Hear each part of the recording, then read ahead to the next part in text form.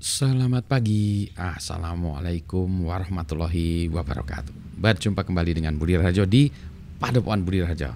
Kita selalu mulai dengan ngopi dulu. Bismillahirrahmanirrahim.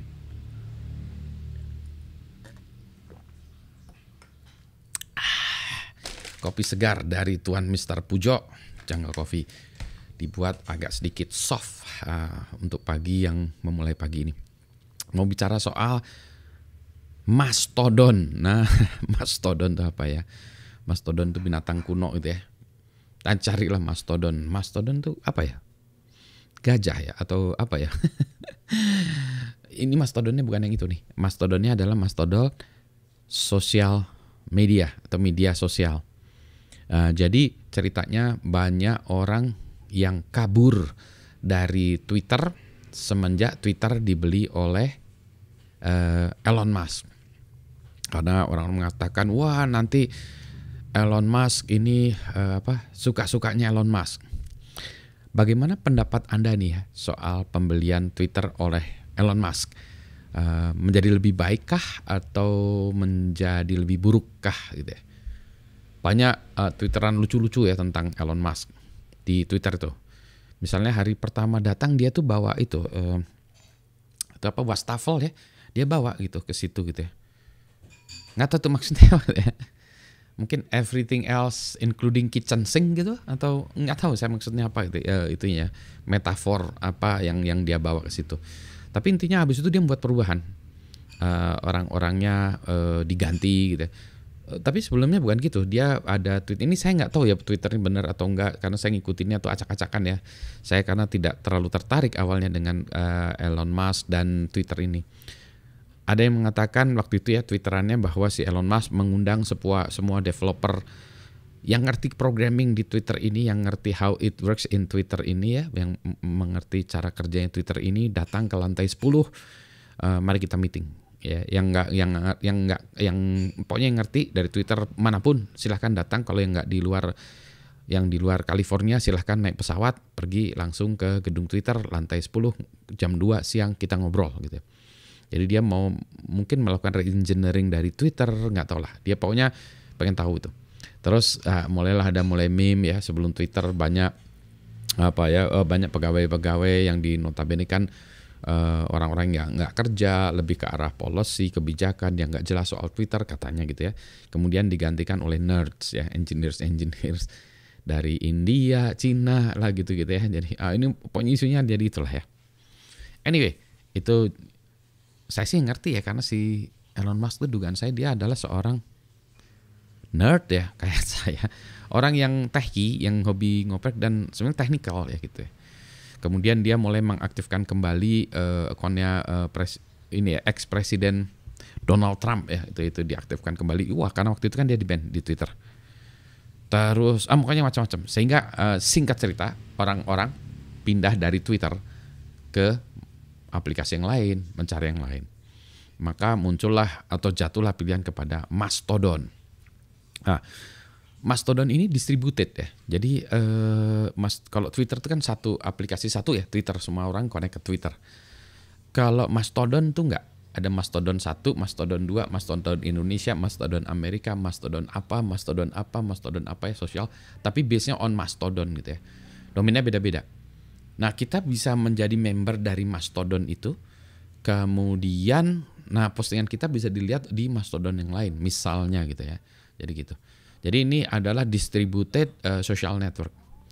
Saya bingung ya pertama kali ini mau ikutan yang mana, karena ini mau ikutan yang mana ya. Akhirnya saya ikutan di noc.social ya, itu kumpulan orang-orang nerds yang hubungannya tentang security operation lah, NOC, Mastodon itu.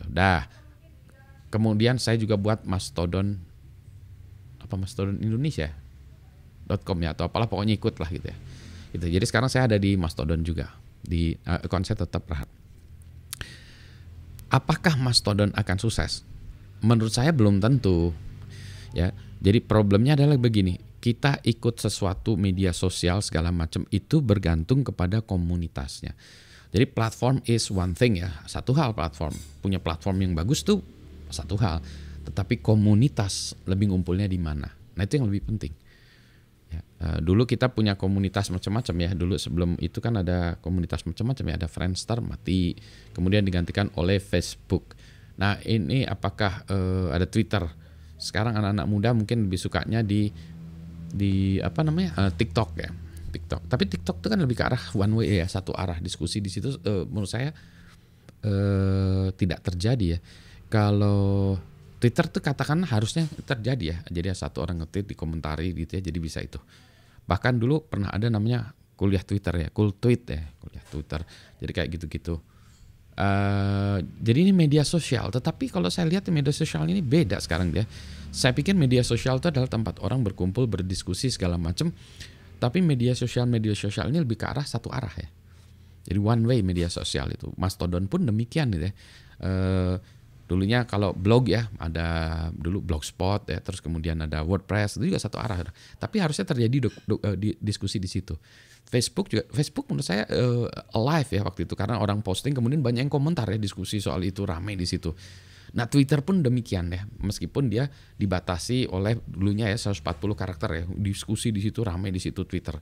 Nah generasinya aja yang beda nih, ada Twitter, ada Facebook ya. Ini generasi saya tuh Facebook dan Twitter. Generasi ke bawahnya itu adalah generasi Instagram ya, Instagram.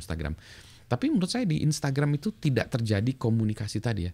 Lebih kalah seseorang mempostingkan sesuatu, foto umumnya, kemudian diskusi terkait dengan foto itu, komentar, wah Anda keren segala macam. Tapi menurut saya tidak ada diskusi yang substansial gitu ya. Misalnya kita bicara soal gini, kita bicara soal misalnya apa, environment ya, greenhouse effect gitu. Di Instagram nggak terjadi. Di Facebook dan Twitter pun menurut saya ya mungkin sedikit, tapi begitu kita diskusi yang panjang lebar nggak kejadian gitu ya di situ. Ya dia yang itu ya. Jadi kalau tadi tulisan nggak kejadian, di situ nggak kejadian ya. Di Instagram yang gambar itu nggak kejadian.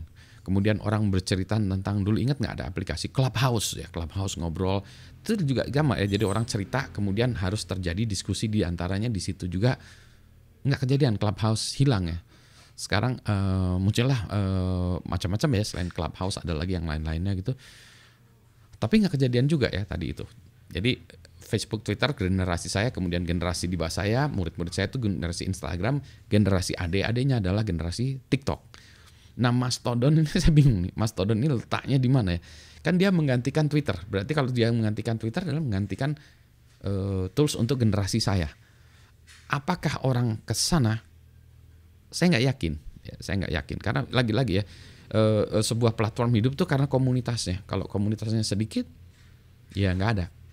Nah ini teorinya apa? Teorinya adalah teorinya adalah hukum hukumnya yang menemukan trikom. Sebentar. Siapa itu? Bob Metcalfe. Jadi Metcalfe's Law. Bob Metcalfe ya, itu adalah pendiri dari perusahaan Metricom. Dia bilang gini, yang disebut akhirnya jadi Metcalfe's Law. The value of a network is exponentially exponential. Sebentar. Saya kata-katanya nih. Saya susun kata-katanya dulu ya. Ini paraphrase ya. Nilai dari sebuah jaringan, komunitas atau apapun adalah berbanding dengan kuadratis terhadap jumlah usernya. Jadi nilai value dari sebuah komunitas itu berbanding dengan kuadratis terhadap jumlahnya. N square, N pangkat 2. Jadi kalau satu komunitas isinya 10 orang ya 10 pangkat 2, nilainya cuma 100. Kalau komunitas 10.000 pangkat 2 ya, jadi itu 10.000 pangkat 2 100 juta ya. Jadi gitu. Jadi meningkatnya pangkat 2 ya. Jadi perubahan signifikan ya terhadap jumlah usernya. Jadi value atau nilai dari sebuah komunitas Mastodon itu berbanding dengan jumlah N-nya pangkat 2, jumlah usernya pangkat 2. Itulah sebabnya kenapa TikTok sekarang ngetop, karena jumlah usernya banyak, N-nya pangkat 2 gitu ya. Nah Mastodon apakah seperti itu? Belum. Nah tapi kan kita lihat ya, kalau sebuah layanan apa itu ada istilahnya itu pain, pleasure, perfection. Jadi ada 3 tahap dari sebuah teknologi atau aplikasi ya. Pain, pleasure, perfection. Contohnya nih kalau kita bicara 3G, 4G, 5G dan seterusnya ya. Pain kayak sekarang nih 5G itu pain karena belum ada di mana-mana ya. 4G itu udah pleasure, ada di mana-mana 4G itu ya. Perfection. Jadi nanti pain 4G ini perfection tuh nanti setelah perfection mati. Contohnya 3G kan udah mulai mati ya, udah mulai lewatin pain dulu pleasure, perfection ya. Perfection dia 3G udah mati digantikan oleh 4G dan sekarang 5G. 5G masih pain. Nah, Mastodon ini masih tahap pain ya. Nah, apakah dia pain sampai ke pleasure and perfection gitu ya? Belum tahu nih, kita masih pain. TikTok itu udah sampai pleasure menurut saya, tinggal nanti perfection mati. Jadi suatu itu, kecuali dia membuat inovasi baru. Jadi kayak gitu ya. Nanti ada itunya lagi. Kayak nanti kapan-kapan saya jelaskan dengan diagram ya. Pain, pleasure, perfection. Tapi balik lagi ke Mastodon. Mastodon adalah pain. Nah, makanya biasanya harus dipelihara. Sebuah komunitas itu harus dipelihara, ada orang-orangnya. Jadi kita ini kan terus ya, dipelihara terus. Gitu ya. Pain, pleasure, perfection, gitu ya. Jadi kita lihatlah ya nanti Mastodon ini seperti apa. Kita bahas lagi yang lainnya gitu ya. Tapi saya harus mengopi dulu. Udah kepanjangan juga ceritanya. Nggak menarik kalau ceritanya kepanjangan. Menurut teori saya harus dibahas 17 menit. Ini 11 menit masih oke lah ya. Harusnya dibahas 10 menit ya. Gak apa-apa ya. Selamat pagi. Assalamualaikum warahmatullahi wabarakatuh.